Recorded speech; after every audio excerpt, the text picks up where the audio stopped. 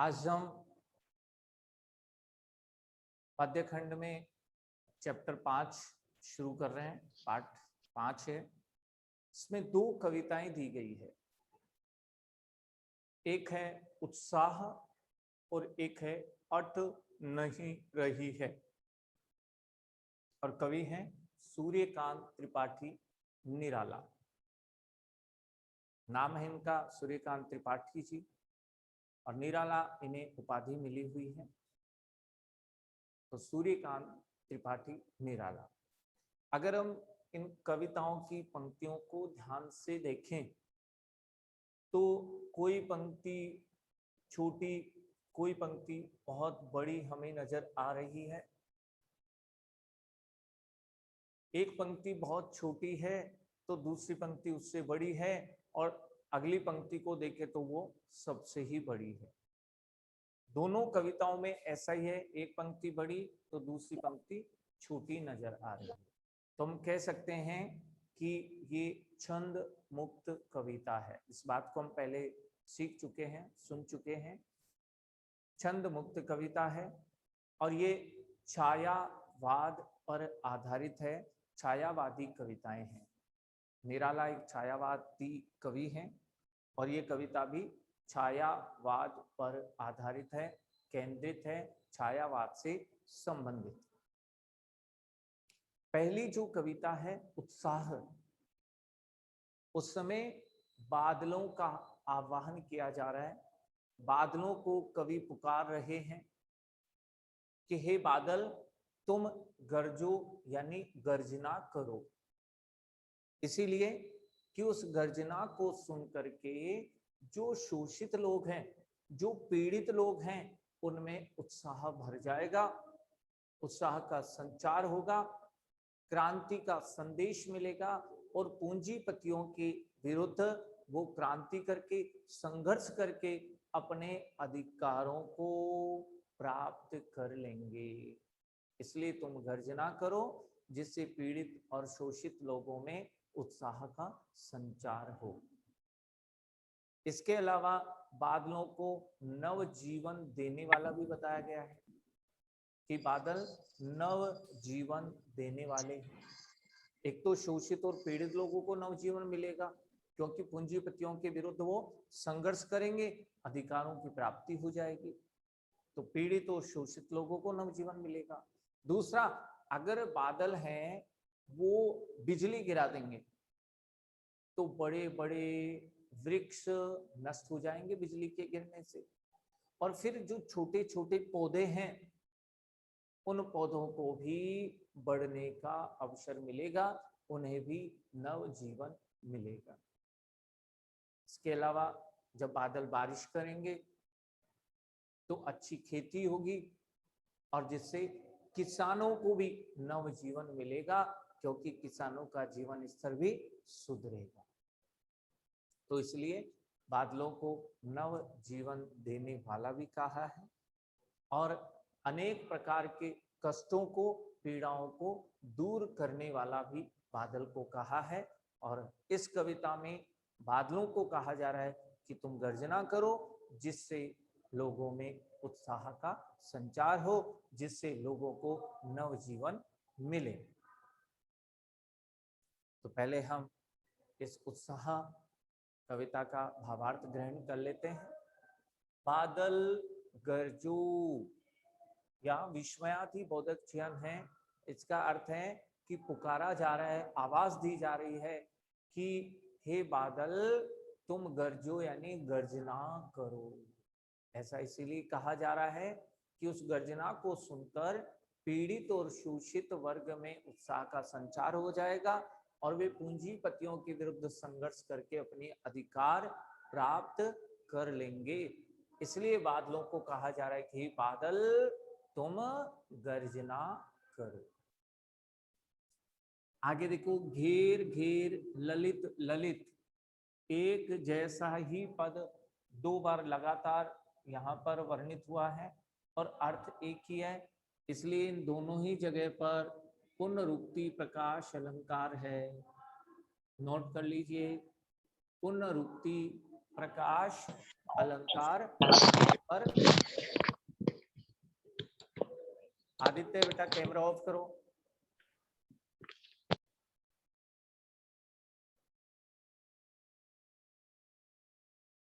Aditya camera off कीजिए। आदित्य परसोया।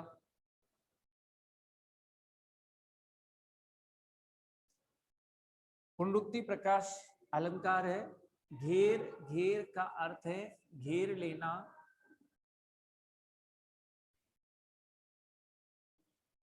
घोर, घोर का अर्थ है विस्तृत। और गगन का अर्थ है आकाश। धाराधर यानी बादल। धाराधर यानी बादल। यहाँ फिर से बादलों को पुकारा जा रहा है कि हे बादल, तुम इस विस्तृत आकाश को घेर लो। इस आकाश पर तुम गिर जाओ, छा जाओ। हे बादल, तुम इस विस्तृत आकाश में छा जाओ। और जब आकाश में बादल छा जाएंगे तो कैसे लगेंगे?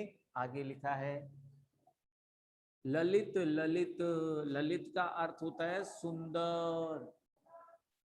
ललित यानी सुंदर। काले घुंघराले बाल कल्पना, बाल यानी बालक। से आ गया उपमा अलंकार है, नोट कर लीजिए। से आ गया उन बादलों की सुंदरता।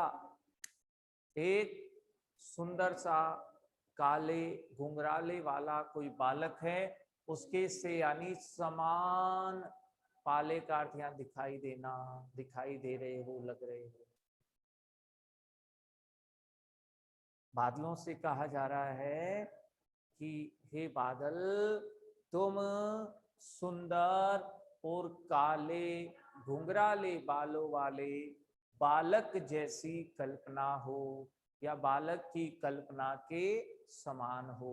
जैसे कोई छोटा बालक हो, सुंदर और घुंघराले बाल वाला कोई बालक होता है, तुम उसके समान हो।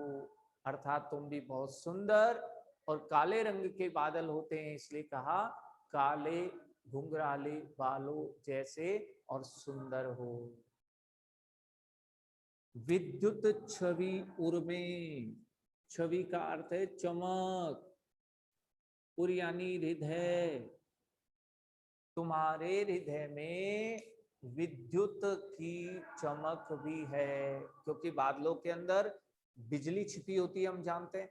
और जब बादल छा जाते हैं, बारिश का मौसम होता है, तो फिर वो बिजली की चमक हमें कई बार बादलों में से दिखाई देती है। तो कहा जा रहा है कि तुम विद्युत की चमक अपने हृदय में रखते हो। तुम्हारे हृदय में विद्युत की चमक है। कवि, यहाँ कवि के हृदय में जैसे चमक होती है, प्रकाश होता है, जिससे वो नई नई कई तरह की कल्पनाएं कर लेते हैं। कवि भी लोगों को कविता के माध्यम से उत्साहित करते हैं। तो कह रहे हैं कवि के हृदय में जिस प्रकार चमक होती है, उत्साह होता है, ठीक तुम्हारे हृदय में भी उस कवि के समान विद्युत की चमक है। नव जीवन वाले, हे बादल, तुम नव जीवन देने वाले हो। तुम्हारे हृदय में कवि के समान विद्युत की चमक है और तुम नव जीवन देने वाले हो। यहाँ से प्रश्न भी आ सकता है कि कवि को नव जीवन देने वाला क्यों कहा गया है। तो आप तीनों बातें बताएंगे। एक तो इसकी गर्जना को सुनकर के, बादल की गर्जना को सुनकर के शोषित और पीड़ित लोग उत्साहित हो जाते हैं और अपने अधिकारों के लिए वो पूंजीपतियों से संघर्ष करने लगते हैं, जिससे उन्हें अधिकारों की प्राप्ति हो जाती है। नवजीवन शोषित और पीड़ित लोगों को मिलता है। दूसरा बताएंगे, बादल जब बिजली गिरा देते हैं तो बड़े बड़े वृक्ष उस बिजली के गिरने से नष्ट हो जाते हैं और उसके बाद छोटे पौधों को बढ़ने का अवसर मिलता है, इसलिए उन्हें नवजीवन देने वाले बादल हैं। तीसरा बताएंगे, जब बादल वर्षा करते हैं तो फिर अच्छी खेती होती है और किसानों को भी नव जीवन मिलता है, उनके जीवन में भी सुधार होता है। तो इन तीनों ही कारणों से बादलों को नव जीवन देने वाला कहा गया।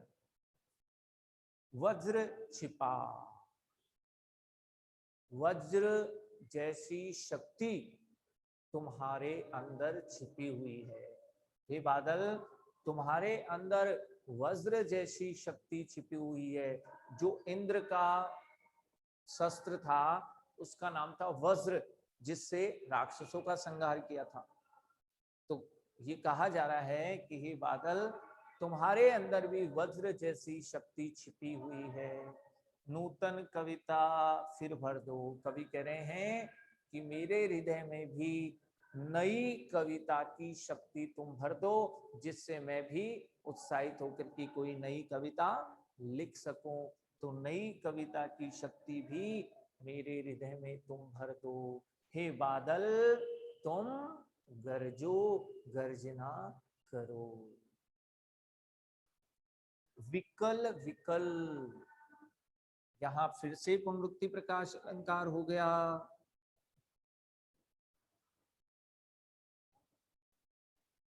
विकल विकल में फिर से पुनरुक्ति प्रकाश अलंकार हो गया और इसका अर्थ होता है व्याकुल। उन्मन का अर्थ होता है बेमन, बेमन, जिनका मन नहीं लग रहा है। उन्मन, जिनका मन नहीं लग पा रहा है, बेमन हो गया। ठीक है। विश्व के निधाघ, निधाघ कहते हैं गर्मी का ताप,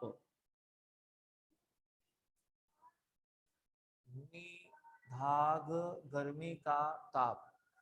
सकल जन सभी लोग, सकल यानी सभी, जन यानी लोग, सभी लोग। क्या कहा जा रहा है कि गर्मी के ताप से, गर्मी के ताप से क्या हुआ है, विश्व के सभी लोग व्याकुल और बेमन हो गए हैं। अर्थात उस गर्मी के कारण वो व्याकुल हो गए हैं और उनका मन अब कहीं भी नहीं लग पा रहा है। गर्मी के ताप के कारण, ग्रीष्म ऋतु के ताप में, भीषण गर्मी के कारण विश्व के सभी लोग व्याकुल और बेमन हो गए हैं। अर्थात उनका मन गर्मी के कारण कहीं भी नहीं लग पा रहा है। आए अज्ञात दिशा से अनंत के घन, अनंत का अर्थ होता है आकाश, अनंत यानी आकाश और घन का अर्थ है बादल। फिर विस्मयादि बोधकचयन है, यानी फिर बादलों को पुकार रहे हैं। जब सब लोग गर्मी से व्याकुल हो गए हैं, उनका मन कहीं भी नहीं लग रहा है, तो फिर से बादलों को पुकारा जा रहा है कि हे बादल, अज्ञात दिशा से तुम आकाश में आए, यानी आ जाओ। अज्ञात दिशा में जब गर्मी होती है, भीषण गर्मी होती है, लोग व्याकुल हो जाते हैं, तो हे बादल, उस समय तुम अज्ञात दिशा से आकाश में आ जाते हो। पता नहीं कहां से, कौन सी दिशा से तुम आकाश में आ जाते हो और तप्त धरा, तप्त यानी जलती हुई, तप्त यानी जलती हुई, धरा यानी पृथ्वी। इस गर्मी से जलती हुई पृथ्वी जल से फिर शीतल कर दो। अपने जल से बारिश करके, वर्षा करके फिर से इस जलती हुई पृथ्वी को शीतल कर दो। हे बादल, तुम अज्ञात दिशा से और आकाश में उस समय छा जाते हो और फिर अपने जल से इस जलती हुई पृथ्वी को तुम शीतल कर देते हो। फिर से इसे पृथ्वी को तुम शीतल कर दो। हे बादल, तुम गरजो। यहाँ शीतल करने का अर्थ भी हमसे पूछा जा सकता है। शीतल करने का अर्थ वास्तव में यह है कि जैसे लोग गर्मी में परेशान होते हैं और तुम बारिश करके इस पृथ्वी को शीतल कर देते हो, वैसे ही बादल तुम लोगों के कष्टों को भी शांत कर दो, तुम लोगों के दुखों को भी दूर कर दो। और कैसे दूर होंगे? जब तुम गर्जना करोगे तो लोगों में उत्साह का संचार हो जाएगा और उसी उत्साह से फिर उनके सब कुछ कष्ट पीड़ाएं शांत हो जाएगी, दूर हो जाएगी। इसके बाद दूसरी कविता है, अट नहीं रही है। अट नहीं रही है, इसका अर्थ है समा नहीं पा रही। यहाँ पर फागुन यानी फाल्गुन का महीना, हम जानते हैं कि जब बसंत ऋतु आती है उसी समय ये फाल्गुन का महीना आता है। उस समय ना गर्मी और ना सर्दी। और हम जानते हैं कि बसंत ऋतु में ये फाल्गुन का महीना होता है तो उस समय पेड़ पौधों पर नई पत्तियां, नए पुष्प आ जाते हैं, बिल्कुल हरापन नजर आने लगता है, रंग बिरंगे सुगंधित पुष्प खिल जाते हैं, मंद मंद और सुगंधित हवा चारों तरफ चलने लग जाती है। तो फाल्गुन के महीने के सौंदर्य का वर्णन इस कविता में किया गया है कि उस फाल्गुन के महीने में ऐसा सौंदर्य होता है, इतना सौंदर्य होता है फाल्गुन के महीने का कि वो सुंदरता, फाल्गुन महीने का वो सौंदर्य हमारे हृदय में, हमारे शरीर में समा ही नहीं पाता है। इतना सारा सौंदर्य होता है कि वो हमारे हृदय में समा नहीं पाता है। तो अट नहीं रही है। फिर दूसरा देखो, सट नहीं रही है और फिर पट नहीं रही है। इन तीनों का अर्थ एक ही है, समा नहीं रही है।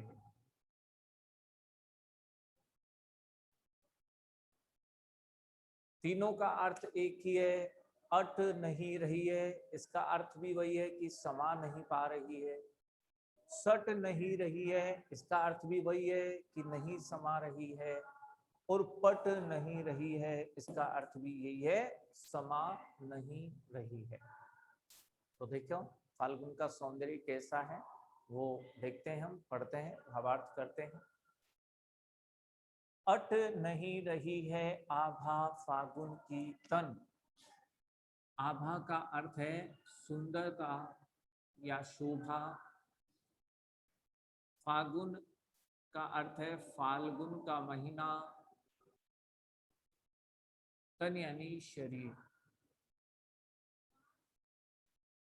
फाल्गुन के महीने की सुंदरता, फाल्गुन का सौंदर्य इतना अधिक है कि हमारे शरीर में वो अट नहीं रही है, यानी समा नहीं रहा है। और सुंदरता लिखेंगे तो समा नहीं रही है। कवि कहते हैं, निराला जी कह रहे हैं कि फाल्गुन महीने का सौंदर्य, फाल्गुन महीने की सुंदरता इतनी अधिक होती है कि हमारे शरीर में वह समा नहीं पा रही है, समा नहीं रही है। फिर वही बात लिखी है, इसलिए मैं एक ही बार अर्थ करेंगे कि वो सौंदर्य हमारे शरीर में समा नहीं पा रहा है। कहीं सांस लेते हो घर घर भर देते हो। ऐसा लगता है कि जब फाल्गुन का महीना श्वास लेता है तो प्रत्येक घर में सुगंधित हवा भर देते हैं। फाल्गुन का महीना जब श्वास लेता है तो प्रत्येक घर में, घर घर, यहाँ भी पुनरुक्ति प्रकाश अलंकार है, तो प्रत्येक घर में सुगंधित हवा भर देता है। यहाँ मानवीकरण अलंकार है। फाल्गुन के महीने के लिए कहा गया कि वो श्वास लेता है, तो यहाँ नोट करें, श्वास लेने का मतलब मानवीकरण अलंकार हो गया। घर घर में पुनरुक्ति प्रकाश हो गया। तो इस पंक्ति में दो अलंकार है, मानवीकरण भी है और पुनरुक्ति प्रकाश भी है। अगर ये पंक्ति देकर पूछे कौन सा अलंकार, तो दोनों बताएंगे, मानवीकरण और पुनरुक्ति प्रकाश। ऐसा लगता है कि जब फाल्गुन का महीना श्वास लेता है तो प्रत्येक घर में सुगंधित हवा भर देता है। अर्थात फाल्गुन महीने में बहुत सारे पुष्प खिल जाते हैं, इसलिए उन पुष्पों की सुगंध प्रत्येक घर में पहुंच जाती है। जब हवा चलती है तो पुष्पों की सुगंध प्रत्येक घर में पहुंच जाती है। ये कवि का भाव ये कहना चाह रहे हैं। उड़ने को नभ में तुम पर कर देते हो। अब देखो यहाँ उड़ने की बात कही जा रही है। पर यहाँ भी पुनरुक्ति प्रकाश अलंकार है और पर का अर्थ है पंख, और पंख का अर्थ हम जानेंगे पक्षी के लिए लगाया जाता है। तो क्या कह रहे हैं कि जब तुम आकाश में उड़ते हो तो पूरे आकाश में पंख ही पंख कर देते हो। अर्थात यहां भी मानवीकरण का प्रयोग हुआ है, क्योंकि फाल्गुन का महीना थोड़ी उड़ेगा। अर्थात कवि ये कहना चाहते हैं कि फाल्गुन के महीने में आकाश में बहुत सारे पक्षी उड़ते हुए दिखाई देते हैं। फाल्गुन के उस महीने में आकाश में बहुत सारे पक्षी उड़ते हुए दिखाई देते हैं।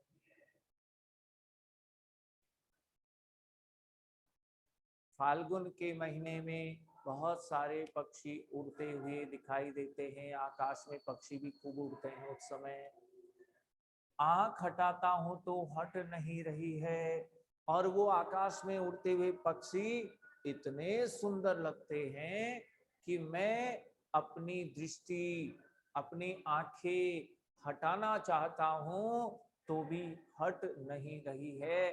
अर्थात उस दृश्य को, उन उड़ते हुए पक्षियों को मैं लगातार देखता रहता हूं।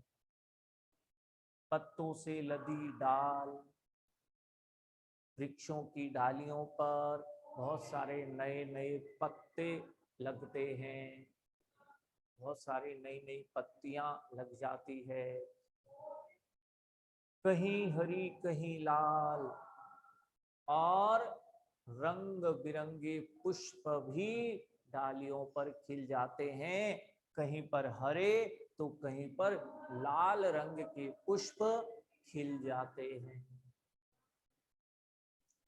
कहीं पड़ी है उर में मंद गंध पुष्पमाल, और ऐसा लगता है कि जैसे किसी युवती के उर में यानी हृदय पर मंद गंध वाले, मंद सुगंध वाले पुष्पों की माल यानी माला हो।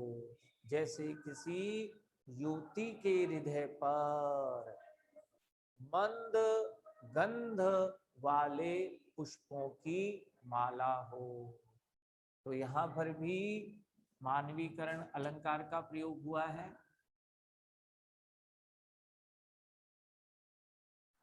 मानवीकरण अलंकार की बात कर रहे हैं यहाँ पर भी हम, कि मंद गंध वाली पुष्पों की माला किसी नव युवती ने धारण कर रखा है। जब पेड़ों पर रंग बिरंगे पुष्प लगते हैं तो ऐसे लगता है जैसे फाल्गुन के महीने ने ही, जैसे फाल्गुन ने स्वयं ही एक सुंदर नव युवती के समान मंद गंध वाले पुष्पों की माला पहन रखी है। पाठ पाठ, पाठ का अर्थ होता है स्थान। यहां भी पुनरुक्ति प्रकाश अलंकार है। प्रत्येक स्थान पर, श्री का अर्थ है लक्ष्मी, शोभा यानी सुंदरता। प्रत्येक स्थान पर लक्ष्मी जैसी सुंदरता दिखाई देती है। फाल्गुन के महीने में प्रत्येक स्थान पर लक्ष्मी जैसी शोभा या सुंदरता दिखाई देती है। और ये सुंदरता, ये सौंदर्य इतना अधिक होता है, प्रत्येक स्थान पर हमें दिखाई देता है।